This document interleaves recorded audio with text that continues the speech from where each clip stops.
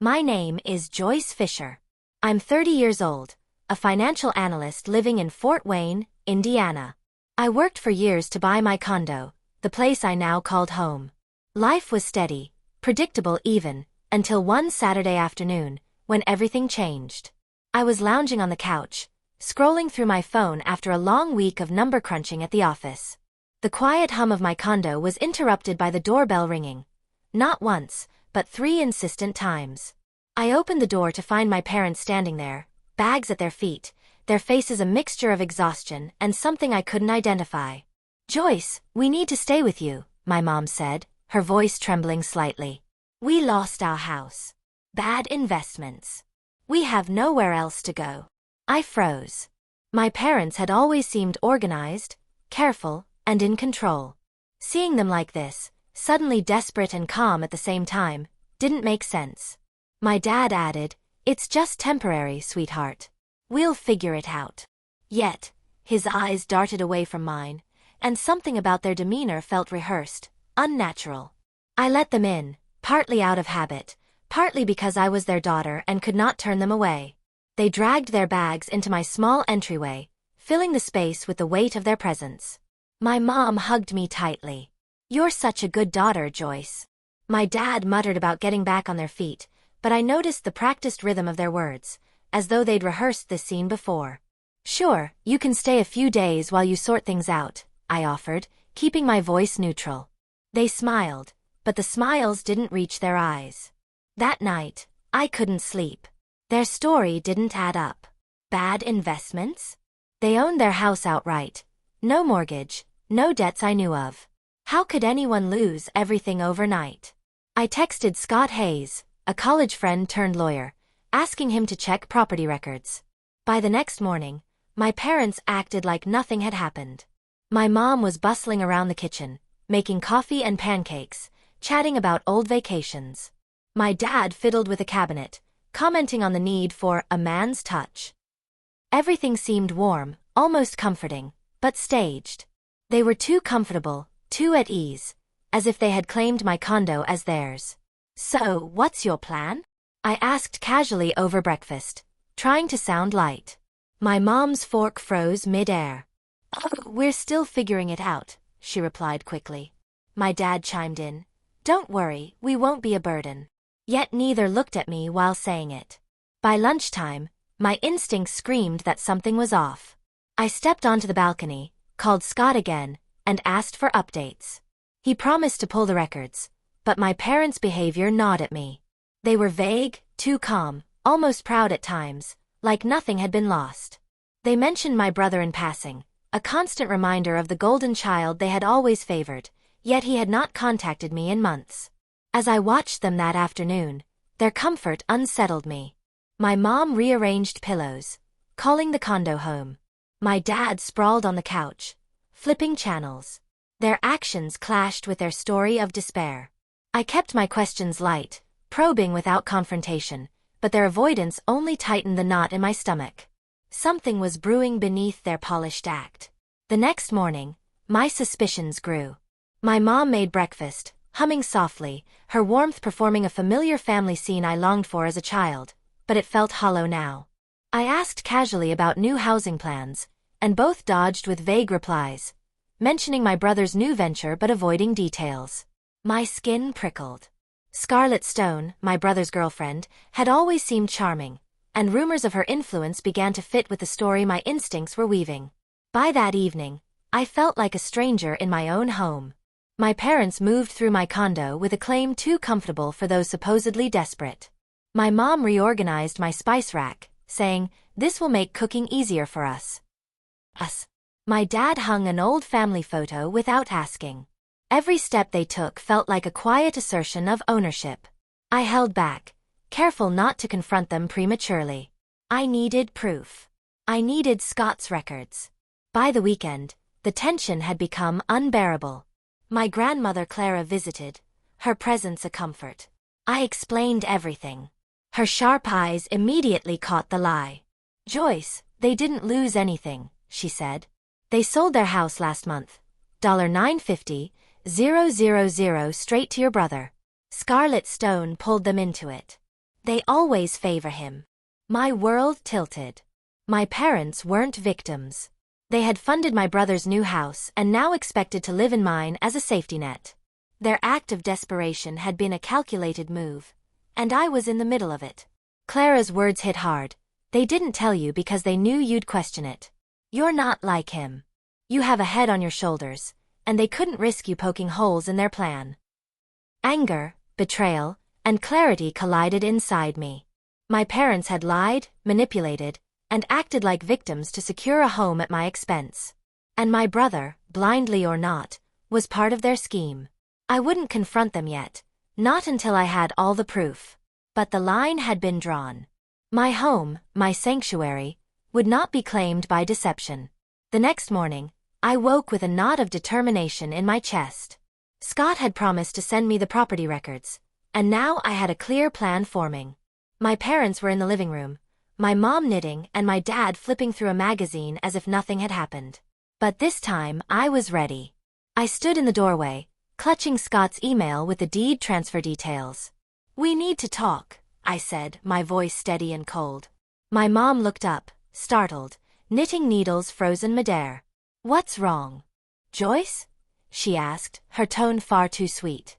My dad's eyes narrowed, suspicion flashing across his face. "What is this about?" he demanded. I didn't sit. I held up my phone, showing the email. "I know you sold your house. $950,000, all given to my brother to buy a home in Fort Wayne. Care to explain?" My mom's face paled instantly, her knitting slipping to the floor. My dad leaned forward, jaw tight. "Who told you that?" he barked. I didn't flinch. "Doesn't matter. Show me your bank records now, or you're out." My mom's eyes widened. "Joyce, it's not what you think," she said, her voice trembling. My dad stood, his anger evident. "You're accusing us?" "After everything, yes," I shot back. "You lied to me. You said you lost everything, but you gave it all to him. Why?" My mom reached for my arm, pleading. "We were going to tell you. It's complicated." I pulled away. "No. You had your chance. Show me the records, or leave." My dad's hands clenched into fists.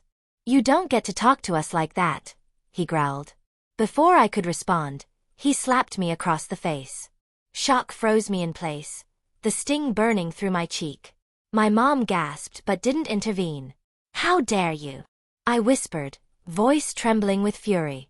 "You hit me in my own home?" The shouting must have carried because there was a knock at the door. My neighbor, Robert Clark, appeared, concern etched across his face. "Everything okay, Joyce?" he asked, looking at my parents. I forced a tight smile. "Just a family discussion, Mr. Clark. Thanks for checking." I turned back to my parents, my resolve hardening. "You have 30 minutes to pack and leave," I said, voice firm. "Or I'm calling the police." My mom burst into tears, collapsing onto the couch. "Joyce, please don't do this. We're your parents." My dad's face twisted in rage. "Ungrateful brat. We gave you everything, and this is how you repay us. You gave my brother everything, lied to me, and hit me. Get out," I said, unwavering. They moved reluctantly, the apartment thick with tension. My mom muttered about family loyalty. My dad slammed drawers, hurling accusations and insults, each one designed to intimidate. I stood my ground, watching the clock. As the minutes ticked down, I felt a cold calm settle over me. Their sobs and angry outbursts were empty performances now. 30 minutes passed. I dialed 911. "I need officers at my address," I said calmly. "My parents are trespassing and refusing to leave." Within 10 minutes, 2 officers arrived. I explained the situation, handing over my lease. My parents stood frozen. The older officer asked for their proof of residency. They had none. "No lease, no deed, no claim. This is your property," he confirmed. "We can enforce it."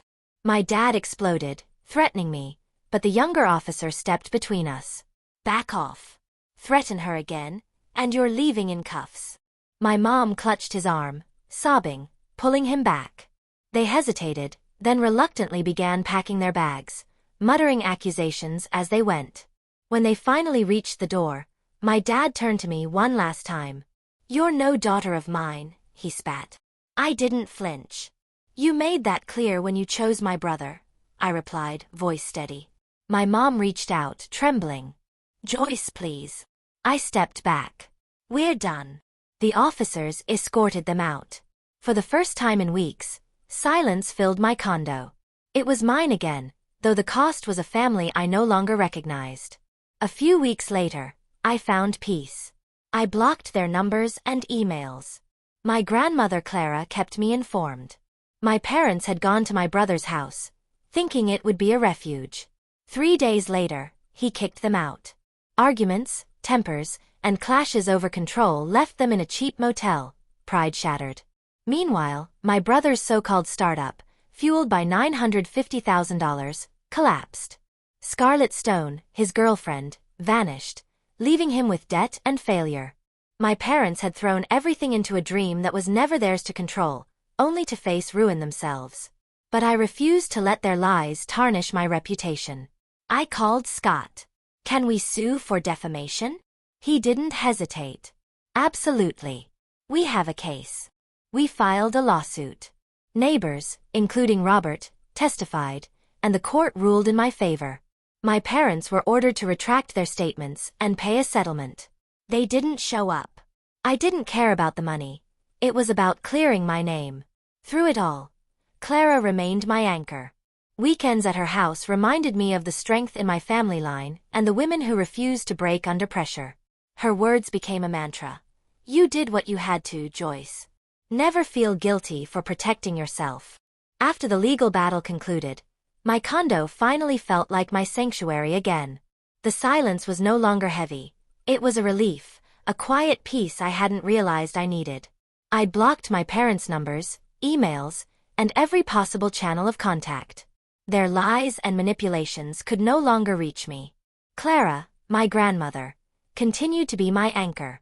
Weekends at her house were a haven, filled with the smell of fresh coffee and the comfort of old books. We would sit at her kitchen table, talking about everything except my parents. She shared stories of her youth, tales of resilience and determination, reminding me that I came from a line of strong women who never allowed others to dictate their lives. "You did the right thing, Joyce," she said one afternoon, her silver eyes steady on mine. "Never feel guilty for protecting yourself. Family isn't a free pass to hurt you." Her words sank deep, a reminder that self-respect and boundaries were not negotiable, even with those who bore your blood. Looking back, I realized the ordeal had taught me invaluable lessons about trust, loyalty, and personal boundaries. I had once believed that love meant giving everything, even at my own expense. But my parents' betrayal revealed that love without limits could be weaponized, used to manipulate and exploit. True love, and true respect, required boundaries, and I had learned to assert mine firmly. My brother's downfall unfolded with shocking swiftness. The $950,000 my parents had handed him for a business venture vanished almost overnight. Scarlett Stone, his girlfriend, disappeared, likely taking whatever she could. The supposed tech startup was nothing but an empty idea that had never gained traction. The bank foreclosed on the property, leaving him drowning in debt and humiliation. I didn't feel joy in his misfortune, only relief that I hadn't been dragged into it. As for my parents, their pride had been shattered. Their plan to use me as a safety net failed. Word spread quickly in Fort Wayne about the chaos they caused, and their reputation suffered. They tried to portray me as heartless, but most people who knew the truth saw through it. I refused to let their slander touch me. My hard-earned respect in the community, my career, and my life were mine to protect, and I would not allow their lies to taint that. I also realized the importance of allies. Scott Hayes, my friend and lawyer, had been indispensable. His guidance ensured I had evidence, legal protection, and clarity when I needed it most. Robert Clark, my neighbor, had shown that small acts of support, checking in at the right moment, made a world of difference. And Clara, of course, had been the voice of reason and strength when the betrayal felt overwhelming. The experience also changed how I viewed family. Blood did not guarantee loyalty, and I understood now that love could be conditional, sometimes cruel. But this didn't make me cynical. It made me cautious, discerning, and determined to protect my life and peace at all costs. I had learned to trust actions over words and to recognize manipulation before it could take hold. Months later, life returned to a comfortable rhythm. My condo was mine entirely. Quiet, safe, and free from the shadow of betrayal. I focused on my work, my hobbies, and building meaningful relationships with people who truly respected me. I traveled, explored, and even hosted small gatherings, relishing the freedom to live life on my terms. And yet, the lessons lingered. I now approached relationships with a healthy skepticism, asking the hard questions before making commitments, setting boundaries early, and never assuming loyalty without proof. I understood that standing up for oneself could be uncomfortable, even painful, but it was necessary. Occasionally, memories of that harrowing weekend would resurface. The sting of betrayal, the shock of being slapped, the coldness of my parents' calculated lies. But those memories were no longer sources of pain. They were reminders of my strength, resilience, and capacity to face adversity and emerge unbroken. Joyce Fisher, the young woman who once hesitated to confront her parents, had grown into someone unwavering and self-reliant. I had reclaimed my home, my dignity, and my peace. I had drawn the line and refused to let anyone, even family, cross it. And in that reclaiming, I found a freedom I had never known before. The knowledge that my life, my choices, and my sanctuary were mine alone to protect. So now, when I look back, I don't dwell on the betrayal or the family I lost. I focus on the life I've reclaimed. My condo stands as a symbol of that strength, a personal fortress, a place where honesty, respect, and love for oneself are non-negotiable. I've learned that standing up for oneself is not selfish. It's essential. And that lesson, more than any inheritance, legal victory, or confrontation, is the one I carry forward. Because at the end of the day, your home, your life, and your peace are yours. And no one, not even family, has the right to take them away.